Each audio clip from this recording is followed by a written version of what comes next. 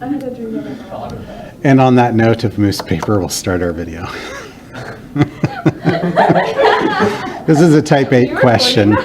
Yes. Type 8 question, parametric. It connects pretty closely with type 2 questions, which are particles in motion. Oftentimes you'll see significant overlap between the two. So frequently on the AB test, you'll see a type 2 question, and on the BC, you'll see a type 8 instead. So it focuses on parametric equations, which means we'll be given x of t and y of t, or in this case, we're given dx dt and dy dt. A particle moves along the curve so that its position is xt, yt, and at time 2, the particle's position is 1, 5, so that's kind of like an initial condition that they've given us. And then they give us the velocity in x and the velocity in y. And question A says, is the horizontal movement of the particle to the left or to the right at time 2? So the very first part of question A is asking, is dx dt positive or negative? So dx dt at time 2 would be the square root of 2 plus 2 over e to the 2, which is 2 over e squared, which is a positive number. Since dx dt when t equals 2 is greater than 0, the particle is moving to the right because the velocity in the x direction is positive. That is worth, I think this was worth 1 point or 2 points. Moving to the right with a reason, so that's your first point of that question. Now there is a second half to that question, so we'll tackle that, but that's your first point. The second part of the question says, find the slope at time 2. So find the slope of the path at time 2. So it's still part A, but it's closely related. We're asking to find dy dx when t equals 2. And the way we'd go about doing that is using dy dt over dx dt when t equals 2. And so symbolically, we can see how the dt's would cancel each other, and that gives us the dy dx. We've already found dx dt, which is 2 over e squared, and we need to find dy dt at time 2, which is sine squared of 2. That's not a very understandable answer because it's got some messy trig in there and some transcendental number. I think that's considered transcendental. So turning it to a calculator would give you a decimal answer. If we consult the calculator, this gives us an approximate decimal value of 3.054. or 0.55 if you're rounding. Okay? So our slope is, at that point in time, is approximately 3. This is worth 2 points. The first point comes from recognizing that you need to do dy dt over dx dt, and the second point comes from actually identifying the slope. And I believe either the exact answer or the approximate answer would get you credit, as long as your approximate answer is correct to 3 decimal points. Folder crumple. Moving on to part B. Find the x-coordinate of the particle's position at time 4. So this is a position question, and we're not given a position equation. Instead, we're given the velocity equation, which is the rate of change of position. So in part B, what we're getting is a case of using the fundamental theorem of calculus, which is stated loosely as what I have at time B is equal to where I started at time A plus the accumulation from A to B of the rate of change. So that's our generalized equation, and we're asking this for time 4. So our position at time 4 is equal to our initial condition position, which for us was at time 2, plus the integral from 2 to 4 of x prime of t. Now, I'm not saying that this particular integral is impossible to do by hand, but it definitely looks pretty daunting and outside of the scope of this video doing it by hand. Because it is a calculator active problem and you're doing it on the AP test, at this point you definitely should jump to using a calculator to evaluate this expression. If you properly evaluate the expression, you're going to get, well, x of 2 is 1, and this integral evaluates to approximately 0.252.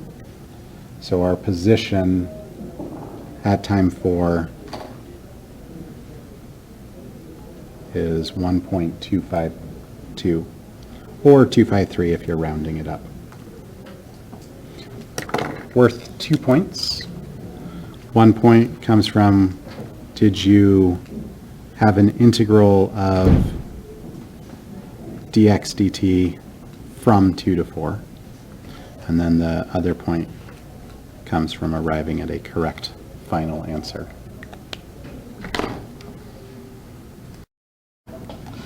Moving on to part C. Find the speed of the particle. Now this is a case of speed in the parametric world, which means the magnitude of the velocity vector. So magnitude of the velocity vector is speed, which we equate speed as the square root of x prime of t squared plus y prime of t squared. If you were to picture a vector, you have a x component of the vector and you have a y component of the vector, and speed would be what is the length of the hypotenuse that is created by those two components of the vector, because velocity itself is a vector that's broken down into two separate components. And so finding the speed at time 4, again, this is going to be a case of plugging 4 into each of these expressions and turning to a calculator, because this is, by all intents and purposes, a very difficult to evaluate by hand expression. Now this is numerically correct and you could stop at this point.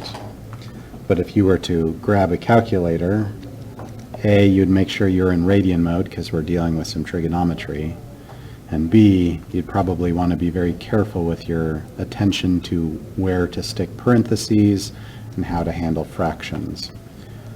A correct calculator evaluation of this expression yields the answer 0.574 or 575 if you round. That is the first part of part C. The second part of part C is to find the acceleration vector. And the acceleration vector at time 4 would be if you were to take the derivative of dx dt and evaluate it at 4, and take the derivative of dy dt and evaluate it at 4. So this provides us the acceleration vector. And because this is a calculator active question again, rather than finding this derivative by hand, I would rely on my calculator to evaluate the derivative. And that's a math 8 command on the TIs. So math 8 will allow us to evaluate the derivative at a specific moment in time. Negative 0.041 and 0.989 is the acceleration vector. So we've broken it down into each component part.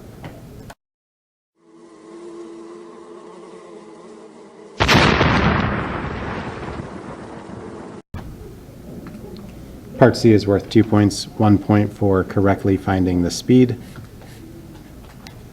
and 1 point for correctly finding the acceleration vector. Remember, it's a vector, so it has two components to it. No frustrations. You got this. Okay, moving on to part D. Find the distance traveled by the particle. And loosely, we've thought about distance as integrating velocity. Like when we are in singular functions, we often did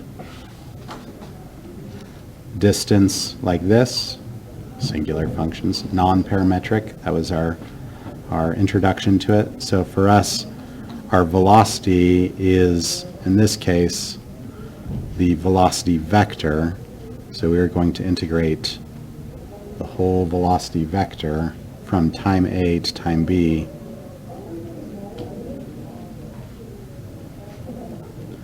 And that gives you the parametric form of total distance traveled.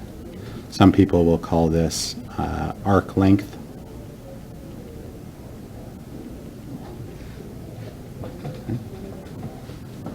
There is a loosely related arc length equation when you're not in parametric mode, which is very, very similar. That when we talk about it in class, I'll derive how these two are very closely related, but that's another way to look at arc length when you're in function mode rather than parametric mode. But we're not in function mode, we're in parametric mode. So we do that with this expression, x prime of t is given to us, y prime of t is given to us, and we're doing this from the interval 2 to 4, so from time 2 to time 4. I'm not even going to rewrite the equation. I think just writing it with function notation is less prone to copy errors. We evaluate this expression with the calculator. Again, doing this by hand, probably out of the scope of a regular calculus class. I'm not saying it's impossible because I haven't looked at it closely enough, but calculators are our friends on these calculator active questions. 0.650 or 651 if you round. Of course, a good mathematician would remember to include their dt's anytime they're integrating to close that expression. Terrible, terrible benches. 2 points, 1 point for the integral. So you get 1 point if you wrote the integral expression, and then your second point comes from correctly evaluating it. Thanks for reminding me about that. And to sing us out. I'm not going to sing. What do you want to say? Hey everyone, like, subscribe. Let's try to get this to 100 views in the next 24 hours. 24 hours. 100 views in 24 hours. Tell your friends, tell your family, tell your friend's family, and we might get up to 15.